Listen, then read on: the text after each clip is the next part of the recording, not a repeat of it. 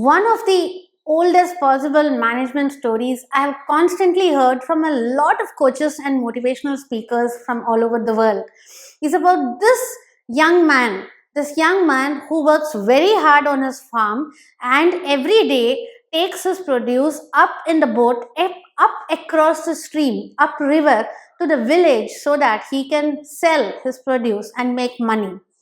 And he was on that day rowing his boat upstream, sweating profusely, putting a lot of effort to reach the village in time so that he will be able to make money and come back. And suddenly, as he looks up, he sees this other boat rolling down the stream towards him, right in a collision course, absolutely fast speed. And he starts shouting, already breathless and tired with the effort he's putting to go upstream.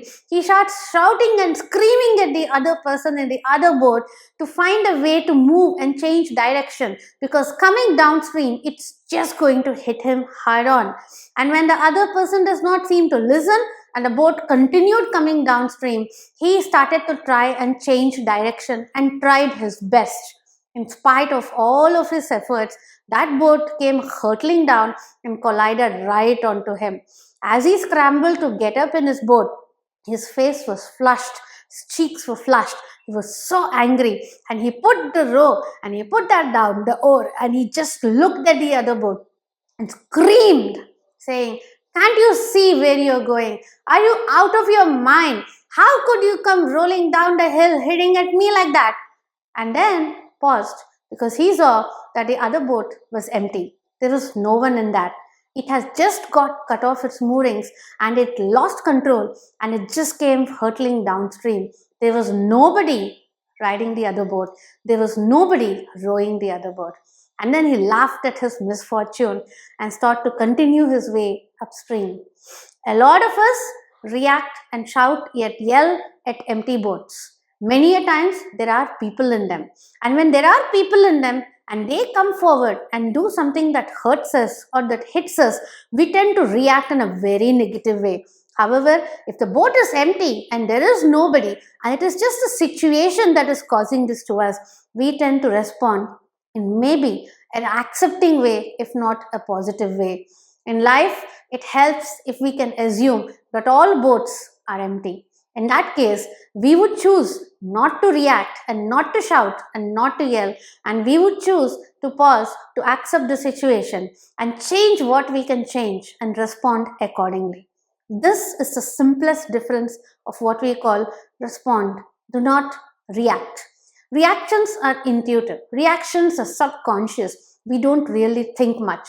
It is that fight and flight concept that automatically the amygdala triggers in our brain, and it starts to create off a response and a reaction physiologically in the body.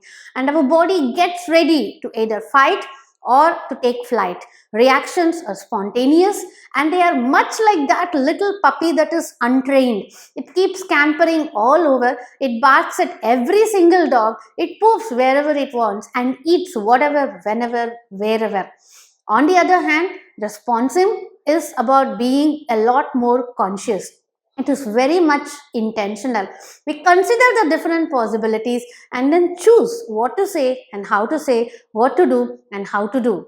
Responding or being responsive is more about like that trained dog that barks when it needs to, it poops when it has to, where it has to. It is well behaved, well mannered, and knows how to wait for a treat rather than constantly grabbing the person.